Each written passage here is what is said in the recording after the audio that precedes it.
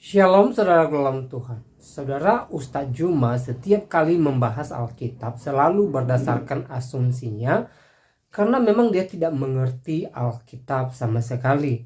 Dan puji Tuhan, hari-hari ini ada saja anak Tuhan yang meluruskan pernyataan beliau. Berikut adalah ada Bapak Bambang Nursena yang secara tidak langsung menjawab klaim daripada Juma, dan juga ada Elia Miron yang menjawab asumsi daripada Juma. Saudara dalam Tuhan, mari kita melihat videonya terlebih dahulu dan pastikan tekan tombol like dan subscribe dan share video ini supaya menjadi berkat bagi banyak orang.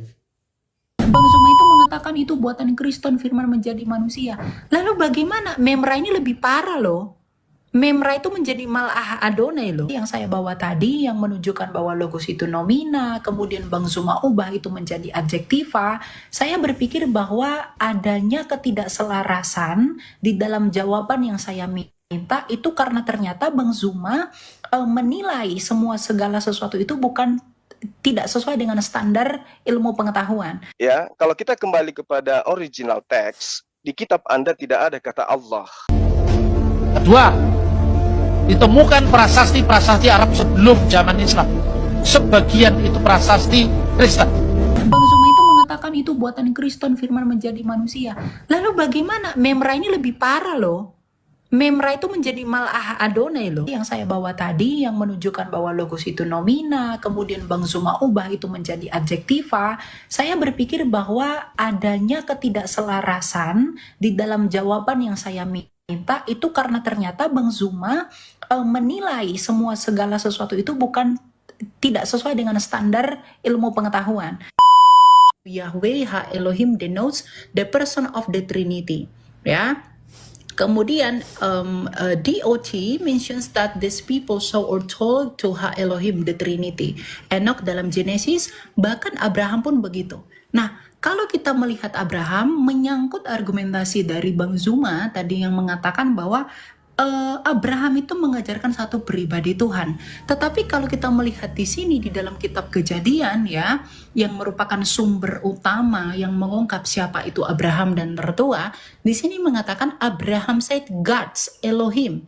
They caused me to wonder, itu adalah bentuk plural from my father's house dalam Kejadian 20 ayat 13 ya. Jadi di dalam Kejadian itu sendiri memang Abraham itu mengaku Allah itu esa, tetapi keesaan Allah itu adalah sebuah misteri yang tidak dapat dijelaskan ya, dan itu tentu saja berkaitan dengan misteri Allah di dalam kata-kata iman Ibrani itu sendiri, dan itu nanti akan kita lanjut ke Trinitas gitu ya. Ini di dalam Trinitas, kita bisa melihat bahwa Tuhan itu dalam pengakuan iman kekristenan, kita selalu mengaku misalnya dalam pengakuan iman Nisea, bahwa kita percaya Allah itu esa. Tetapi keesaan Allah itu bisa dijelaskan yang dijembatani melalui pemahaman Trinitas. Jadi melalui Trinitas kita bisa mengetahui bagaimana dan seperti apa Allah kita yang satu itu. Itu tentu relevan dan lebih menjernihkan ide kemonoteismean Abraham di Perjanjian Lama. Karena tentu kita bisa melihat di sini bahwa Abraham itu tidak mengatakan God atau Eloah, tetapi dia mengatakan Elohim. Ya, di sini dikatakan a plausible interpretasi is that two persons of the Trinity appear consecutively to tell Abraham to leave Haran. Ya, jadi memang Abraham itu menyembah satu Tuhan, tapi satu Tuhan yang bagaimana? Nah, ternyata itu sudah dijawab di dalam kitab Kejadian, teman-teman. Yang mungkin nanti kita lihat ya, di sini dikatakan gini. Pada mulanya Allah menciptakan langit dan bumi. Ada Allah yang kemudian dalam iman Kristen disebut sebagai Sang Bapa. Bumi belum berbentuk dan kosong, gelap gulita meliputi samudra semesta dan roh Allah. Ada roh Allah. Dan kemudian berfirmanlah ada. Jadi ada Allah yang disebut sebagai Sang Bapa, ada rohnya Allah yang kemudian disebut dengan Roh Kudus, dan ada firman Allah sebagai daya cipta Allah. Jadi Meskipun Abraham mengajarkan iman monoteisme, dan di dalam perjanjian lama ide mengenai Trinitas itu sudah ada dan prinsipnya sudah ada, tetapi hanya kekristenan yang secara sempurna mengelaborasi kebagaimanaan Allah itu sesuai dengan sabda Tuhan kita Yesus Kristus dalam Matius 28 ayat 19 yang berkata, baptislah mereka dalam nama Bapa dan Anak dan Roh Kudus. Ya, jadi monoteisme Abraham itu dilanjutkan oleh kekristenan tapi dengan konsep dan pemahaman yang lebih sempurna. Begitu. Ya. Silakan. Oke. Masih ada kayaknya waktunya ya? Enggak, sudah. Sudah habis. Ya, silakan. Bentar.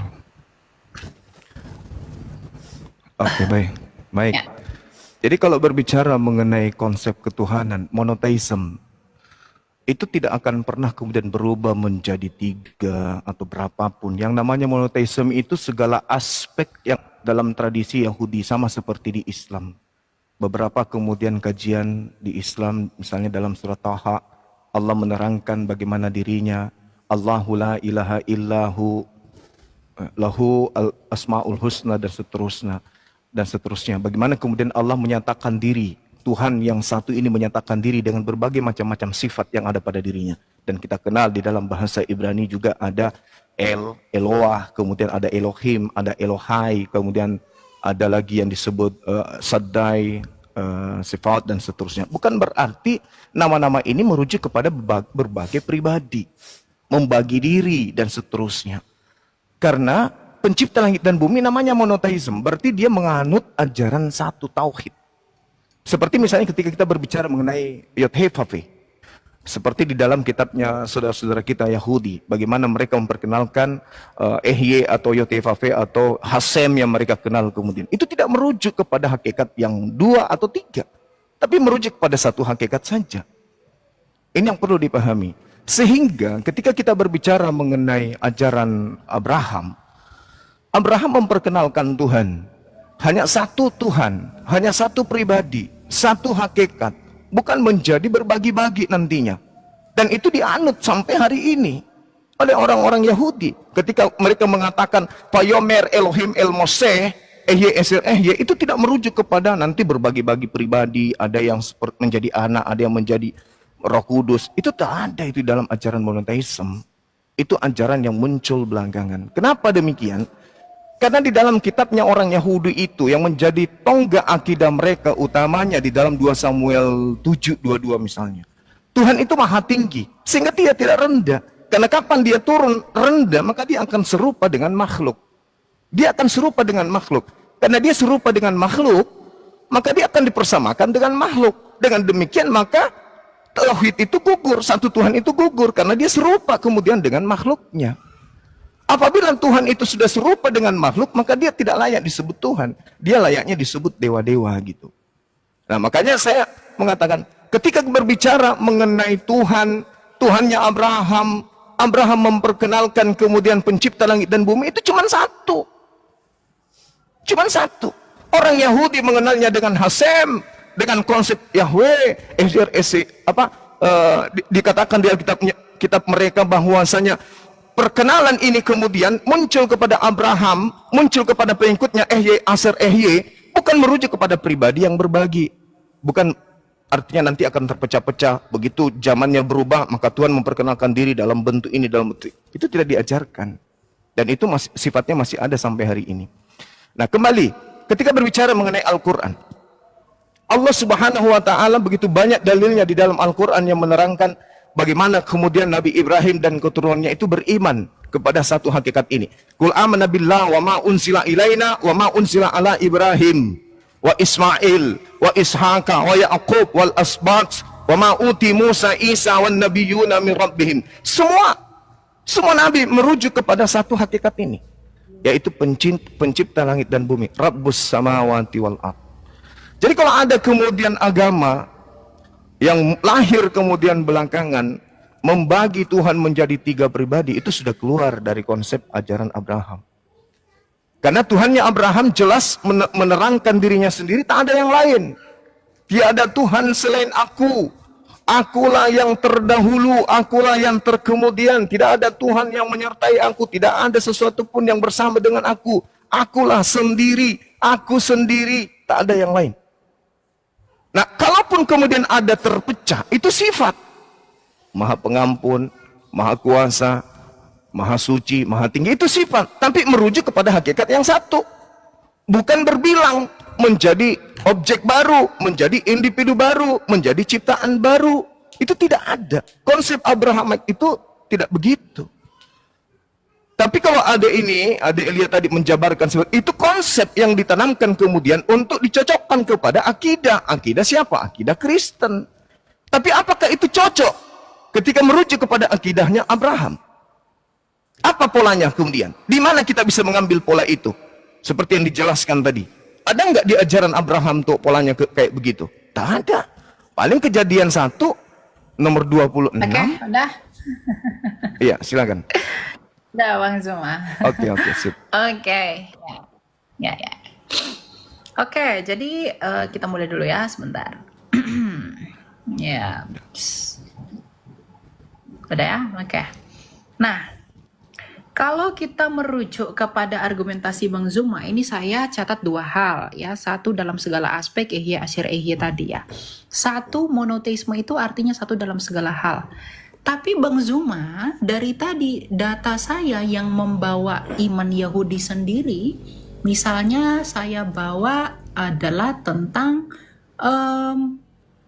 data ini.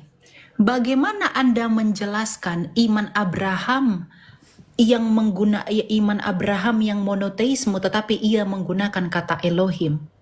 Dan yang kedua, bagaimana Anda menyelaraskan satu dalam segala aspek di dalam kealahan yang esa kalau Musa sendiri nge-recounted how all the gods ha Elohim?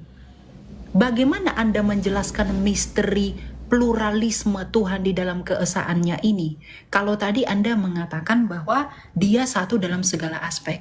Ingat, Abraham sekalipun dia tidak menggunakan kata God, tetapi menggunakan gods. Itu artinya plural di dalam keesaan itu. Plural verb.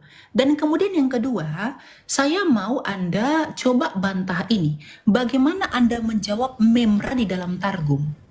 Ini Targum orang Yahudi, ya. Targum orang Yahudi ini mengatakan begini, ya.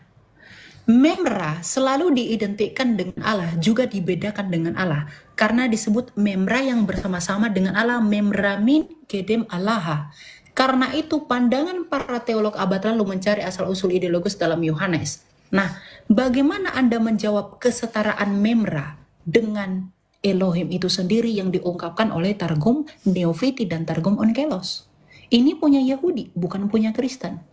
Sebelum perjanjian lama ada, sebelum ide Trinitas lebih jelas ada di dalam perjanjian baru, iman Yahudi sudah secara misteri mengungkapkan kebagaimanan Allah yang satu. Makanya tidak menggunakan kata Yahid, melainkan kata Ehad. Nah, bagaimana Bang Zuma dengan argumentasi satu dalam segala aspek itu mampu mempertanggungjawabkan klaim ini terhadap iman Yahudi sendiri, bahwa itu juga di dalam Targum. Kemudian yang kedua, bagaimana juga Anda mempertanggungjawabkan dengan klaim yang tadi? Misalnya, Abraham itu tidak menggunakan kata God, yang artinya satu tunggal secara mutlak, tetapi gods atau Elohim, yang penuh misteri di dalamnya. Nah, ini yang harus Bang Zuma jawab. Berikan saya literasi untuk menjelaskan ini, bahwa kata gods di sini itu melingkupi kepada satu pribadi dan satu kemutlakannya tanpa penjabaran. Nah, kemudian yang kedua itu mengenai Ihya Asyir Ihya. Nah, di sini Bang Zuma salah mengertikan Ihya Asyir Ihya. Ihya Asyir Ihya ini itu adalah nama atau covenant name, nama perjanjian dari Tuhan, bukan proper name dari Tuhan. Nah, sekarang saya mau tanya ke Bang Zuma, kalau memang Tuhan di perjanjian lama ini menggunakan namanya sebagai Ihya Asyir Ihya, dalam Septuaginta ini disebut dengan ego eimi. Nah, kenapa Tuhan Yesus menyebut dirinya ego eimi? Bukankah kalau Yesus itu dengan Bapa itu tidak satu hakikat, mungkinkah Yesus itu berkata bahwa dia adalah ego eimi? Lagi pula yang paling jelas, ketika Tuhan Yesus mengatakan ego eimi, Orang Yahudi ingin menyalibkan Yesus dan ingin membunuh Yesus karena dengan berkata ego eimi, Yesus menyetarakan diri dengan Allah. Nah, jadi bagaimana Bang Zuma itu bisa menjawab dan membantah argumentasi iman Yahudi itu sendiri dengan klaim tadi satu dalam segala aspek? Kalau Bang Zuma katakan itu hanyalah konsep. Kalau tadi Bang Zuma katakan itu adalah konsep, tentu itu tidak konsep. Kenapa? Karena sebelum Tertullianus memperkenalkan Trinitas, tadi saya sudah tunjukkan bahwa Trinitas di dalam kitab Kejadian ini sudah dijelaskan dengan gamblang. Nah, jadi saya mau bagaimana Bang Zuma mempertanggungjawabkan monoteisme Abrahamik itu dimutlakkan satu dalam segala aspek, berkaitan dengan klaim Abraham itu tidak menggunakan God tetapi gods dan Elohim. Dan yang kedua, bagaimana Anda menjawab bahwa Ehye Aser Ehye juga ternyata digunakan oleh Tuhan Yesus. Yesus juga menggunakan ungkapan keilahian. Kalau dia tidak sehakikat dengan Bapa, mungkinkah Yesus menggunakan Ehye Aser Ehye yang dalam bahasa Yunani disebut ego eimi yang juga dipakai Tuhan? Dan buktinya juga orang Yahudi ingin menyalibkan Yesus dengan menyebutkan ego eimi. Begitu. Coba bagaimana penjabarannya? Silakan. Gitu ya. Sudah selesai. Silakan Bang Zuma. Oke.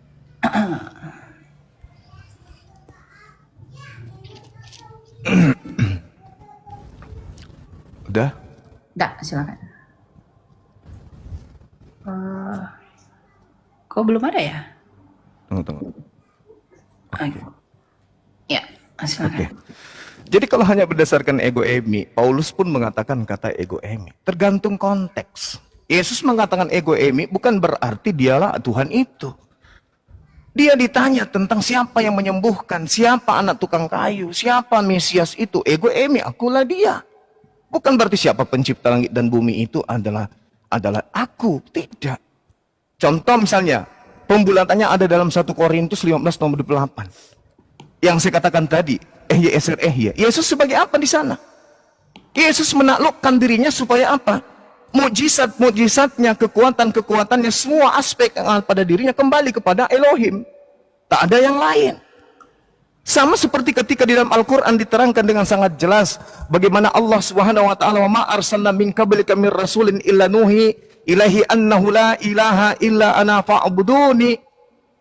Bukan berarti kami merujuk kepada jamak dalam arti kata Tuhan itu banyak.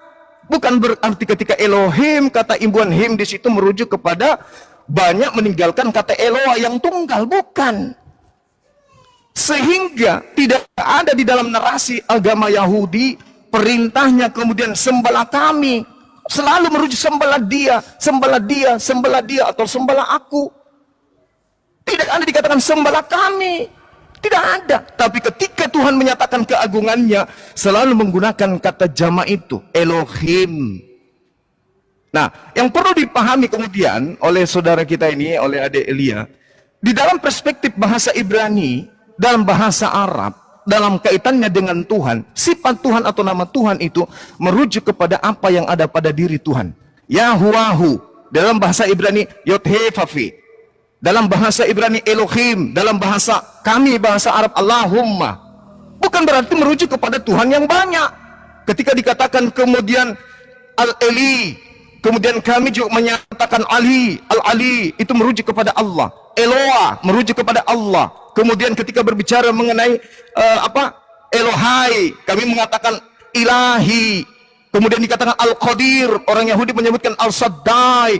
Bukan berarti Tuhan itu rame. Ini sifat yang melekat pada diri Tuhan. Jadi kata Elohim itu bukan berarti Tuhan itu jamak, Tuhan itu banyak.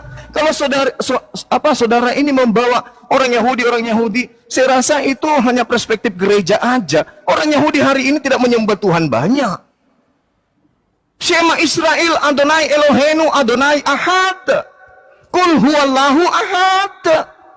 Di mana Yahudi mengajarkan 3 pribadi Tuhan? Sekte apa lagi itu yang ada di Yahudi mengajarkan 3 Tuhan? Itu hanya pandai-pandaian orang Kristen mengolah data, mengatasnamakan Yahudi, tapi Yahudi tidak mengenal konsep Trinitas, Tritunggal, Trimurti, itu tidak dikenal. Itu pandai-pandaian kalian mengolah data Tuhan Yahudi itu begini-begini. Tidak. Kata Elohim di dalam Islam itu setara dengan kata Allahumma. Bukan berarti Allah itu banyak. Itu sifat keagungan Tuhan menerangkan tentang dirinya. Abraham tidak dibingungkan dengan konsep Tuhan. Satu di antara semua yang ada itu hanya dia. Yaitu hakikat ahad. Qul huwallahu ahad. Dialah Tuhan. Semuanya merujuk kepada hakikat yang satu itu. Tidak bisa lebih. Sementara dalam konsep agama Kristen muncul belakangan niru-niru agama Roma, agama Yunani, agama Hindu. 3. Itu yang perlu dipahami dengan baik. Jadi perspektif apapun yang kemudian dibangun untuk mengatakan ego emi, menyatakan Yesus adalah sehakikat, tidak bisa. Yesus itu makhluk. Yesus mau dikenal makhluk oleh orang-orang yang ada sekitarnya. Dia hanya ingin dikenal sebagai manusia. Ketika di dalam Kisah Para Rasul 22 nomor 8, siapakah engkau? Apakah engkau Tuhan? Yesus menjawab apa?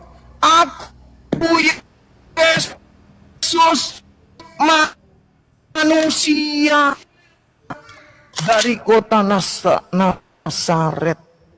Kenapa dia nggak jawab aku Elohim? Karena dia sudah di alam roh, dia sudah di langit. Katanya sudah di surga. Harusnya dia menjawab, aku adalah Elohim. Tapi apa? Aku manusia. Apa tidak gugur ego emi? Itu artinya, aku manusia, anak Maria, tukang kayu. Anak si tukang kayu. Seorang Mesias yang diurapi, yang diutus sebagai rasul. Bukan berarti ego emi itu merujuk kepada Tuhan itu sendiri. Aniho. Tidak. Bukan seperti itu. Tapi, kita akui Kristen ini agama dari Roma Yunani yang memang konsep pengajaran dewa-dewa, banyak dewa, nusul menjadi manusia. Saya kira begitu. Terima kasih. Silakan. Oke. Kita coba diakhiri, Bang Juma. Sudah? Diakhiri ya? Tunggu. Bukan ya. Sudah, Oke. sorry, saya baru PK juga ini soalnya. Siap. 2 putaran tadi ya. Ini kedua ya, berarti ya. Kita sisa 3 lagi, nanti penutup sekali. Oke, kita mulai.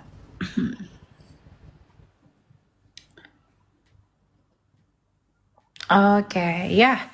Yang pertama tentang ego emi, bahwa Rasul Paulus juga menggunakan ego emi. Yang kedua Elohim, Tuhan banyak. Yang ketiga Tuhan Yesus adalah makhluk ya. Yang pertama ego emi. Kalau memang Rasul Paulus mengatakan bahwa dia adalah ego emi, lalu adakah orang Yahudi yang ingin membunuh dia karena dia menyetarakan dirinya dengan Allah?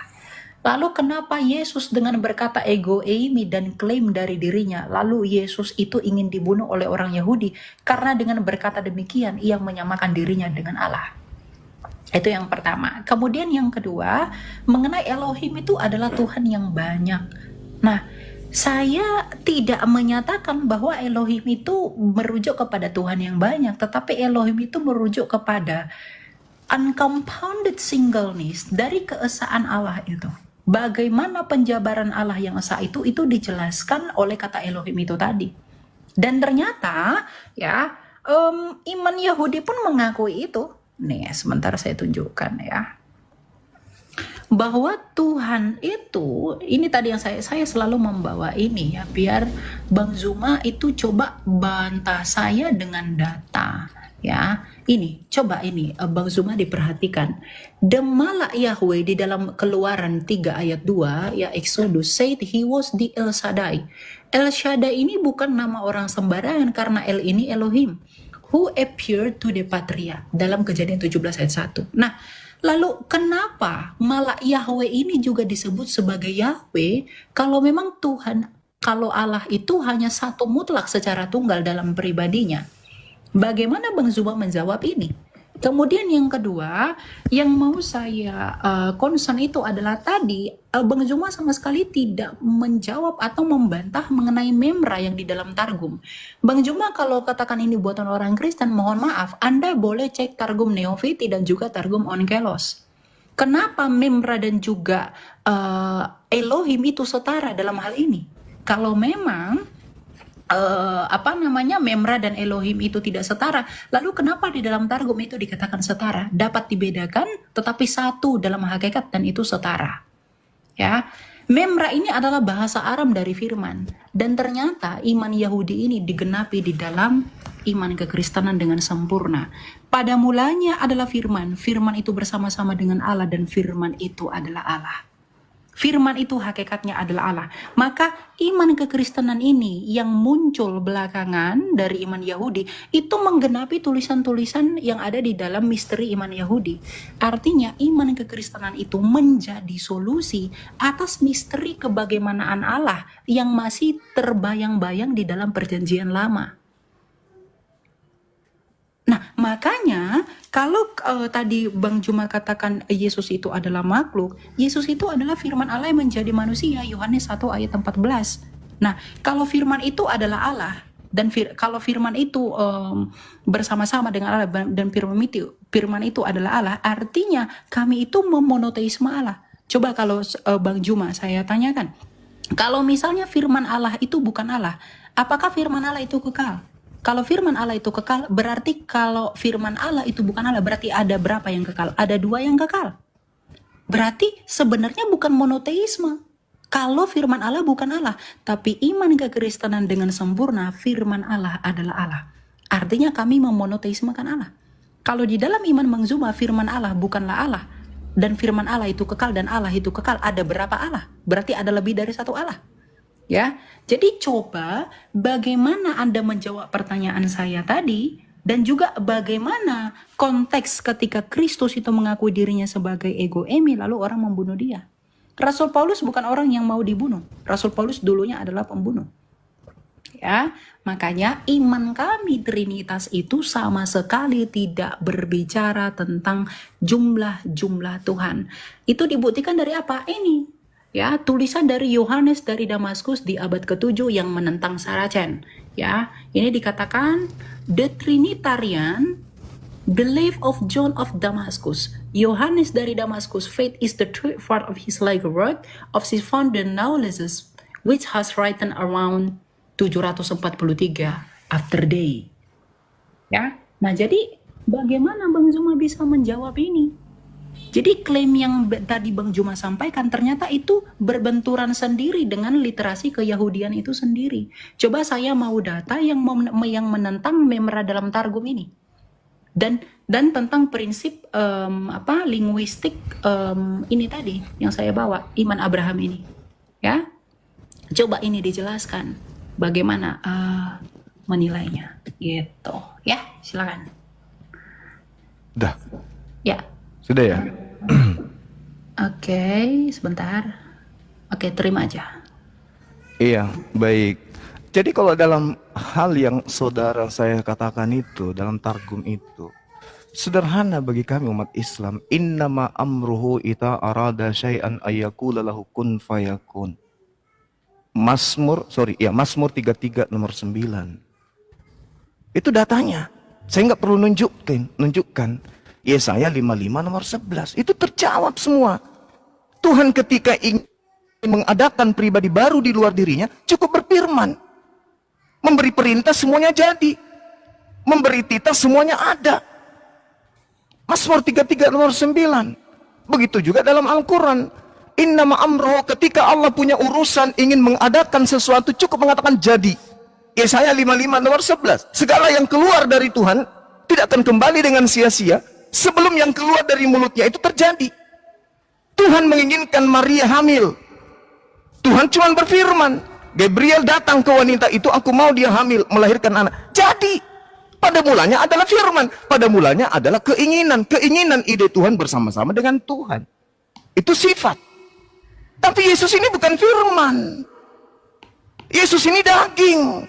Firman itu menjadi daging. Jedar. Jadi daging dia. Siapa bilang bahwa Yesus itu firman? Tidak. Yesus sebelum jadi daging pada mulanya adalah firman. Alam semesta ini sebelum jadi bumi pada mulanya adalah firman. Tuhan menciptakan segala sesuatunya dari firman. Jadi tidak ada kemudian asas yang bisa kita anulir dalam logika sehat. Yesus itu firman. Matius 4 nomor 4. Manusia hidup bukan dari daging saja, dari roti saja. Tapi dari setiap firman yang keluar dari mulut Tuhan. Firman keluar dari mulut Tuhan. Gabriel sampaikan ke Maria, aku ingin dia hamil. Yesus adalah firman yang keluar dari mulut Tuhan. Makanya Yohanes 1 nomor 14, firman itu telah menjadi daging. jadi Yesus. Itu yang pertama. Kemudian yang kedua, ketika saudara adik ini mengatakan, mana dalilnya Yesus Paulus ingin dibunuh? Banyak bergejibun dalam kitab saudara. Kisah Para Rasul 23 nomor 12. Orang-orang Yahudi bersumpah. Mereka tidak mau makan, mereka tidak mau minum sebelum membunuh Paulus. Karena Paulus mengajarkan sesuatu yang bertentangan dengan akidah mereka. Mereka bertentangan. Kisah Para Rasul 21. Paulus kemudian bertobat dari mengajarkan akidah Kristen, akidah Trinitas. Itu ada dalilnya, lengkap dalam kitab saudara sendiri. Kemudian menurut catatan saya, Yohanes 1 nomor 1 yang tadi, udah selesai. Kemudian, ketika berbicara mengenai Yesus, kenapa dia ingin dibunuh? Yesus klarifikasi seketika itu juga. Apa kata Yesus? Stop. Yohanes 10. Bukankah di dalam kitab Taurat mau dikatakan siapapun yang diserahi tugas untuk menyampaikan firman, maka dia adalah Allah. Yesus mengaku Allah karena dia penyampai firman. Bukan berarti Yesus itu adalah Allah itu sendiri. Sehingga ajaran tauhid yang diajarkan oleh Abraham tidak bisa diganggu oleh Kristen. Kristen memiliki pola sendiri. Sekuat apapun Kristen mengais kata Elohim, kata Eloah dan seterusnya, tidak akan pernah bisa selesai. Nanti habis sesi ini saya akan bahas tentang Shaddai, nama Tuhan itu yang kaitannya dengan Elohim. Tapi yang pasti, saudara saya, sekuat apapun kalian, sudah 2000 tahun, kalian tidak pernah kemudian satu tempat ibadah untuk menyembah kepada hakikat yang sama. Karena kenapa? Sembahan Kristen berbeda, sembahan Yahudi berbeda, sembahan yang diajarkan oleh Nabi Abraham, Ishak dan Ismail itu berbeda dengan sembahannya orang Kristen. Mau tidak mau, suka ataupun tidak, itulah kenyataannya. Nah, kemudian, apa bukti pembedanya? Ya tadi itu. Yesaya 10 nomor 6, pencipta langit dan bumi yang mereka sebut dengan Hasem, yang kami sebut dengan Khalik, itu tidak serupa dengan makhluk. Sembahan kalian serupa dengan makhluk. Pertama roh, sang bapak roh, itu makhluk. Yang kedua anak. Siapa anak ini? Yesus, makhluk. Siapa lagi? Burung merpati, makhluk. Sembahan kalian makhluk, sembahan kami bukan makhluk.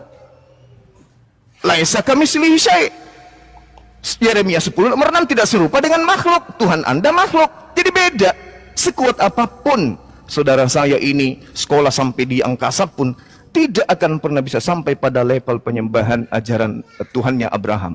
Karena Tuhan yang Abraham sembah itu berbeda dengan Tuhan yang disembah oleh orang-orang Kristen. Itu harus dipahami. Tuhan kalian adalah roh, sementara Tuhannya Abraham bukan roh. Saya kira begitu ya, Adik Elia. Oke, ya.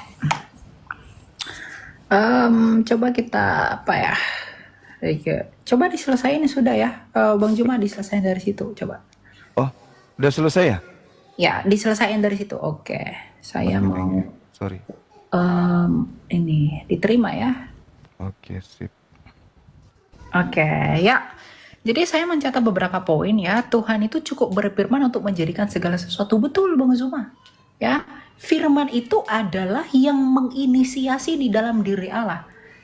Bang Zuma harus belajar, berfirmanlah Allah. Berfirman itu kata kerja. Kata bendanya adalah firman. Ketika bersepeda, berarti kita bersepeda menggunakan sepeda. Dan ketika berfirmanlah Allah, berarti Allah menggunakan firman-Nya.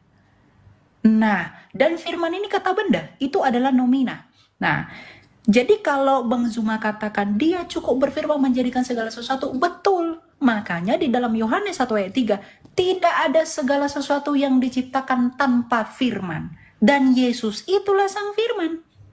Nah yang kedua, kalau Bang Zuma katakan tadi firman itu keinginan, Bang Zuma perlu belajar kaidah bahasa Yunani. Ya, saya pengen tahu itu dapat literasi dari mana. Nih, kata logos, kita studi kata. Pada mulanya adalah firman, firman itu bersama-sama dengan Allah dan firman itu adalah Allah. In the beginning was the word and the word was God and the word was God. Coba lihat di sini menggunakan kata logos.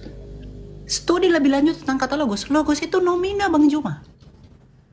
Ini nomina. Kata benda artinya kalau Bang Zuma mengatakan firman itu adalah keinginan, itu salah. Logos itu adalah nomina. Bang Zuma belajar dari mana logos itu adalah keinginan. Bedakan kehendak, bedakan logika atau logos.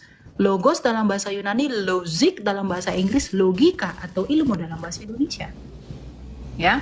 Jadi kalau Bang Juma mengatakan firman itu keinginan, waduh, itu sangat ditentang oleh iman Yahudi dan Kristen. Karena menurut studi kata sekalipun firman itu adalah nomina. Ya, coba bantah saya, data saya yang menunjukkan bahwa firman itu adalah keinginan. Coba nanti ditunjukkan kepada saya itu dari mana. Kemudian firman itu menjadi daging. Berarti dia bukan lagi firman, dia menjadi daging. Loh, ketika Bang Juma percaya firman Allah menjadi kitab yang Bang Juma sebut dengan Al-Quran, apakah Al-Quran itu tidak lagi adalah firmannya Tuhan? Apakah firman Tuhan di dalam kitab itu menjadi hilang karena dia menjadi buku? Kalau di dalam iman Bang Zuma firman menjadi kitab, di dalam iman kami firman menjadi manusia. Apa bedanya? Coba nanti Anda sebutkan perbedaannya padahal apa? Gitu ya. Jadi untuk menutup kebingungan, kalau Bang Zuma bilang firman menjadi manusia, itu bingung sekali firman itu. Lalu bagaimana dengan imanmu firman menjadi buku? Itu juga perlu dijawab. Ada dua tugas Bang Zuma di sini. Yang keempat, Yesus penyampai firman. Loh, kalau Yesus penyampai firman, coba lihat dalam Yohanes 8 ayat 24. Ya, apa kata Yesus di sini? Kamu berasal dari bawah, aku dari atas. Kamu dari dunia ini, aku bukan dari dunia ini. Jadi Yesus adalah penyampai firman yang bukan dari dunia ini. Ini ucapan Yesus sendiri. Bagaimana Bang Zuma membantah ucapan Kristus sendiri yang mengatakan bahwa dia datang dari atas? Adakah nabi-nabi yang pernah mengklaim bahwa dia datang dari atas, Bang Zuma? Apakah Elia, Musa, Henok, atau nabi yang manapun mengaku datang dari atas? Coba ini dipertimbangkan ya. Jadi tugas Bang Juma itu adalah bagaimana firman itu keinginan menurut studi kata Yunani ini. Coba dijelaskan, saya pengen tahu. Yang kedua, firman itu menjadi daging. Kalau firman menjadi daging, dia kehilangan firman. Lalu bagaimana dengan firman menjadi buku? Apakah dia kehilangan firman di dalam kitab itu? Yang ketiga, Yesus menyampai firman. Yang keempat, roh itu adalah makhluk. Kalau roh itu adalah makhluk, Yesus berkata Allah itu roh. Apakah Allah itu makhluk menurut Yesus? Apakah Anda menganggap Yesus itu sesat? Kalau Anda menganggap Yesus itu sesat, lalu kenapa Anda menggunakan perkataan Yesus untuk menentang argumentasi saya? Yesus sendiri yang mengatakan Allah itu roh. Dan kalau Anda tidak percaya, berarti Anda mengatakan Allah itu adalah makhluk. Dan Anda di satu sisi menggunakan ucapan Yesus untuk membantah saya, tapi Anda sendiri juga membantah ucapan Yesus. Bagaimana Anda menjelaskan ketimpangan pemahaman Anda tentang klaim Anda ini? Ya, coba dijelaskan. Dari mana firman itu keinginan menurut studi kata tadi? Lalu firman menjadi daging, bagaimana dengan iman Anda? Firman menjadi buku. Apakah dia kehilangan firman? Yang ketiga, Yesus penyampai firman. Penyampai firman yang datang dari atas dan bukan dari dunia. Dan Allah itu, roh itu adalah makhluk. Berarti Yesus berbohong. Tapi kenapa Anda menggunakan ucapan Yesus untuk membantah saya? Begitu. Ya, silakan. Oke. Ya, Pak ya, tolong di mute dulu. Jadi, ya, kalau kita kembali kepada original text, di kitab Anda tidak ada kata Allah. Itu. Bahasa Allah itu hanya ada di terjemahan bahasa Arab dan kita sekarang di Indonesia. Ya. Anda tunggu Pak, sabar. Anda yang menyerang kami Islam, mengatakan Allah punya anak. Yesus anak Allah. Kalau sahabat Kristen mengatakan Yesus anak Theos, ya, Theos punya anak, kami umat Islam akan memandang Anda sama seperti Hindu dan Buddha. Nggak ada debat, nggak ada dialog. Jadi kami nggak menyerang. Kami hanya mempertahankan akidah kami yang senantiasa kata Allah itu diambil untuk mendudukkan manusia Yesus menjadi Tuhan. Fala tuti'il kafirina wajahiduhum bihi jihadan kabira. Kami harus melawan, Pak. Kami harus berjuang meluruskan akidah kami yang dibengkokkan oleh Kristen. Jadi kami tidak menyerang Kristen. Jadi sebelum munculnya agama Islam, kata Allah itu sudah dipakai oleh komunitas Kristen. Nah, mau cari buktinya? Ya. Pada waktu terjadinya konsili Efesus tahun 431, seorang pemimpin gereja di wilayah Elusa dekatnya Yordan, namanya Abdullah. Abdullah itu artinya apa? Hamba Allah. Itu nama uskup Kristen waktu itu, abad ke-5 tahun 431. Kedua, ditemukan prasasti-prasasti Arab sebelum zaman Islam. Sebagian itu prasasti Kristen. Kalau kita membaca sejarah umat Islam, Nabi Muhammad itu dilahirkan kalau disesuaikan dengan tahun Masehi kira-kira tahun 571, wafat tahun 632, ya kan? Anda membaca prasasti Arab itu tahun 512 itu ditemukan prasasti yang namanya prasasti Jabat, ditulis dalam bahasa Arab dan juga bahasa Aram dan Yunani. Lalu tertulis di situ adalah kata-kata Bismillah, demi nama Al-Ilah, Manaf Bahani Barmar Al-Qais. Ya, itu prasasti Jabat. Lalu prasasti Umul Jimal kedua ditemukan di Yordan, itu pertengahan abad ke-6, di mana ada kata Allahu Ghafara li Ulai, Allah mengasihi keluarga Ulai, katib Ubaidah, penulis dari Ubaidah, sekretaris dari Ubaidah. Itu sudah tertulis sebelum zaman Islam. Kedua, secara bahasa Arab itu serumpun dengan bahasa Ibrani dan bahasa Aramaik.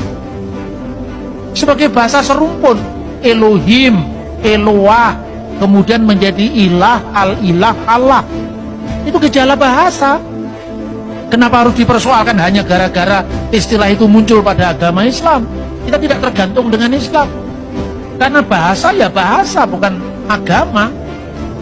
Sama dengan kalau kita di Indonesia ngomong haleluya.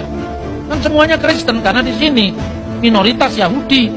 Kalau Anda pergi ke Israel, haleluya itu ya Yahudi ya Kristen. Gitu? Kalau kita ngomong ke Timur Tengah, alhamdulillah itu tergantung yang ngomong siapa. Kalau alhamdulillah itu muncul dari Kubah bersalib, itu Kristen. Doa di gereja Ortodoks Syria itu, ya doa sebelum perjamuan suci. Alhamdulillahi ala khairatihi, alhamdulillahi ala barokatihi, alhamdulillahi ala afdalihi. Segala puji bagi Allah karena kebaikannya, segala puji bagi Allah karena berkatnya. Itu pada saat mau perjamuan suci Tanawal. Dan gereja Syria itu sudah muncul di abad pertama Masehi, waktu pencurahan Roh Kudus tahun 33. Makanya kalau Anda baca di Alkitab Kisah Para Rasul, coba cari orang Melayu kan nggak ada, orang Jawa, orang Batak kan nggak ada, tapi Anda lihat pendatang dari Roma dan Arab sudah ada di situ.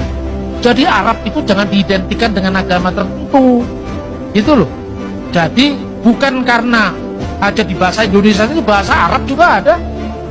Kalau Anda pergi ke Mesir, ya, misalnya membaca Alkitab, fil badi'il kanal kalimat wal kalimatu kana indallah wa kana kalimatullah hadza kana fil badi indallah kullu say'in bihi kana wa bi kurihi lam yakun say'un mimma kan al-masdulillahi iman.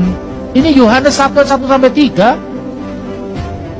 Coba di situ ada kata Allah, ada fil badi'il kanal kalimah wal kalimatu kana indallah wa kana kalimatullah. Ini kalau baca Injil di gereja Koptik, di gereja Syria, itu terakhirnya kan al-masdulillahi iman. Segala kemuliaan bagi Allah senantiasa. Loh, ini saya ngomong begini bukan karangan saya. Anda cari YouTube aja ketemu yang tulisan Reciting the Bible in Arabic, Orthodox Church, muncul di situ.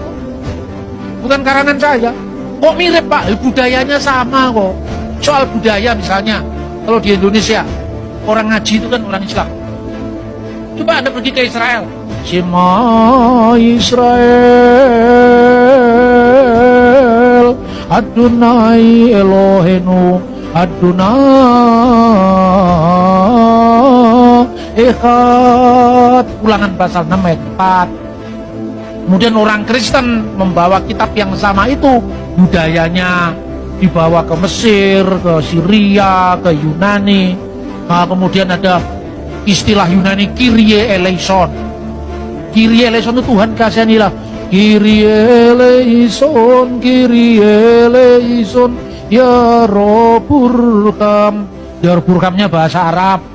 Kyrie eleison, Kyrie eleison, irhamni ya Allah. Ini gereja, irhamni ya Allah, itu gereja.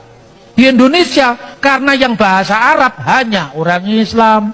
Orang Islam yang bahasa Arab pun tidak berbicara dalam bahasa Arab. Akibatnya bahasa Arab khusus jadi bahasa agama gitu loh. Kalau di Timur Tengah kan enggak.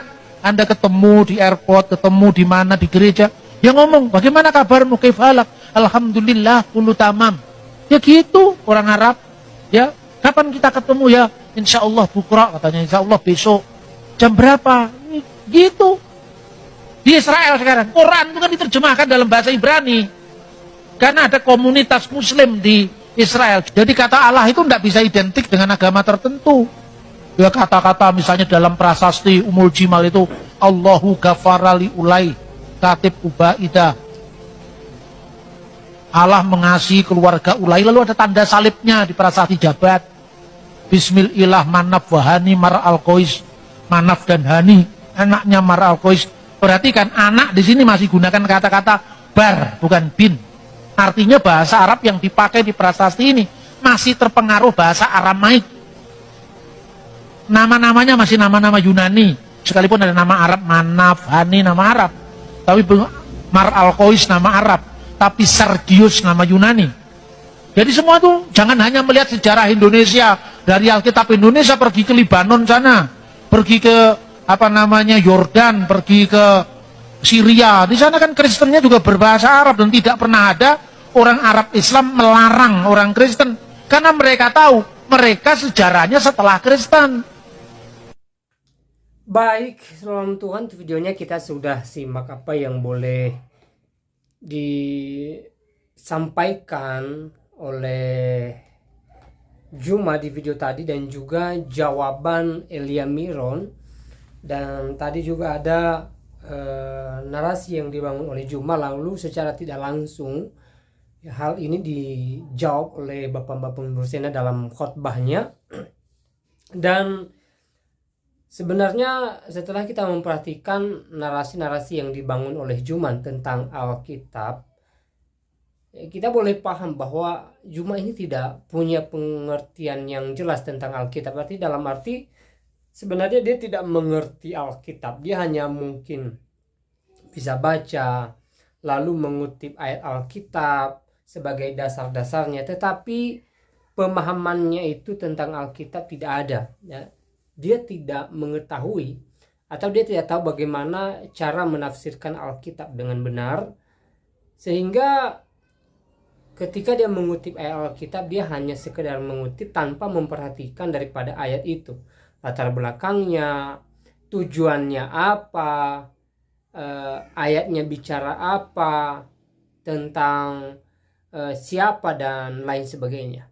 Jadi memperhatikan Alkitab atau mengutip ayat Alkitab sebenarnya tidak sembarang mengutip. Tetapi kita harus memperhatikan ayat itu. Karena ayat itu pasti ada tujuannya, ada latar belakangnya, ya penulisnya siapa, ditulis untuk apa gitu loh. Sehingga ketika kita memperhatikan hal itu, maka ya lebih jelas atau tepat sasaran ketika kita mengutip ayat-ayat di dalam Alkitab ya. Dan seperti biasanya saya selalu sampaikan ya, semoga Juma ini tidak membahas Alkitab ya. Semoga dia fokus dengan agamanya. Dia fokus dengan imannya dia. Saya rasa itu lebih memberkati daripada dia selalu saja bahas Alkitab tetapi tidak pada tempatnya gitu loh. Ya. Jadi saya rasa itu lebih baik daripada kemudian Juma ini berusaha mengutip-ngutip ayat Alkitab dan menafsirkannya sesuka hatinya. Saya rasa itu tidak bijak, saudara dalam Tuhan ya. Nah, banyak hal atau banyak poin yang mereka sampaikan di video tadi, baik Juma dan jawaban Elia Miron, ataupun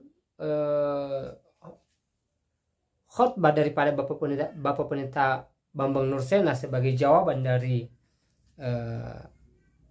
pernyataan Juma ya. Saya percaya semuanya memberkati kita, menguatkan iman kita, membuat kita semakin yakin bahwa Yesus Kristus adalah Tuhan. Inti pembahasannya adalah Yesus adalah Tuhan dan Alkitab adalah benar firman Tuhan.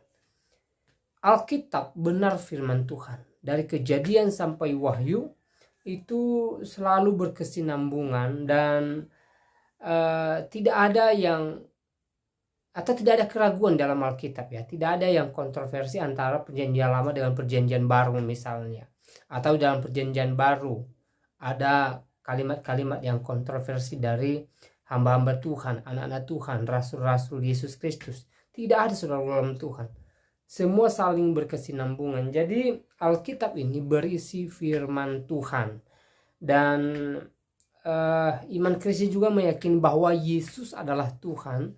Sudah sering saya sampaikan ayat-ayatnya, bagaimana Yesus menyatakan diri sebagai Tuhan, bagaimana dia menunjukkan keilahiannya dan lain sebagainya. Jadi hal itu sudah tidak diragukan lagi ya. Jadi apapun kata orang di luar sana termasuk si Juma tentang Yesus Kristus mengatakan bahwa Yesus hanya manusia, ya terserah. Itu tidak mengubah iman kami, itu tidak memudarkan iman kami ya. Kami percaya bahwa Yesus adalah Tuhan, satu-satunya jalan keselamatan ya, Yesus Kristus. Sebagaimana Yesus mengatakan bahwa dia adalah jalan kebenaran dan hidup. Tidak ada seorang pun yang datang kepada Bapa kalau tidak melalui Tuhan Yesus Kristus. Itu iman kami sebagai anak-anak Tuhan, dan kami percaya akan hal itu. Nah, saudaraku dalam Tuhan, saya tidak terlalu panjang lebar memberikan ulasan terhadap apa yang mereka sampaikan di video tadi.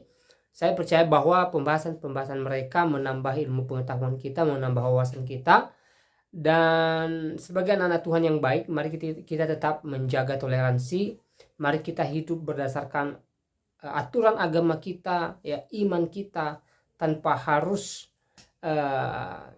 sibuk dengan agama orang lain ya. Kita harus menghormati agama orang lain, sesembahan orang lain.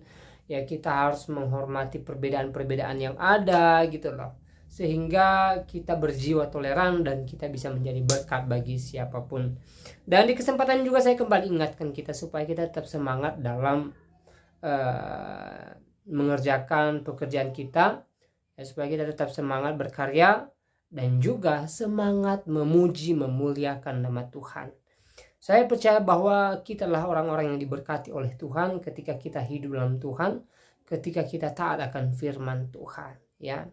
Saya percaya bahwa kita adalah orang-orang yang berbahagia ketika Tuhan ada menyertai kita. Saudara dalam Tuhan, pastinya hari-hari ini kita diperhadapkan dengan berbagai situasi, entah itu sukacita atau duka cita. Tapi apapun yang diperhadapkan dengan kita hari-hari ini, mari kita tetap berserah kepada Tuhan. Mari kita tetap mengandalkan Tuhan, percaya bahwa Tuhan menopang kita, Tuhan menolong kita, dan berkat-berkat Tuhan senantiasa ada bagi kita, sehingga kita menjadi orang-orang Kristen yang senantiasa bersuka cita di dalam Tuhan Yesus Kristus. Nah, saudaraku dalam Tuhan, ya, hal yang tidak kalah penting adalah kita harus taat akan firman Tuhan. Kita jadikan firman Tuhan sebagai dasar hidup kita. Kita jadikan firman Tuhan sebagai landasan hidup kita, pondasi kehidupan kita, dan kita menjadi orang-orang yang melakukan firman Tuhan atau pelaku daripada firman Tuhan yang tertulis dalam Alkitab, sehingga melalui hidup kita nama Tuhan dipuji dan dimuliakan, dan juga orang-orang yang boleh melihat gaya hidup kita yang sepadan dengan firman Tuhan terberkati, dan mereka ikut memuji memuliakan nama Tuhan di atas kerajaan sorga. Nah, saudara dalam Tuhan, semoga video ini memberkati kita dan Tuhan Yesus Kristus memberkati kita semua. Shalom.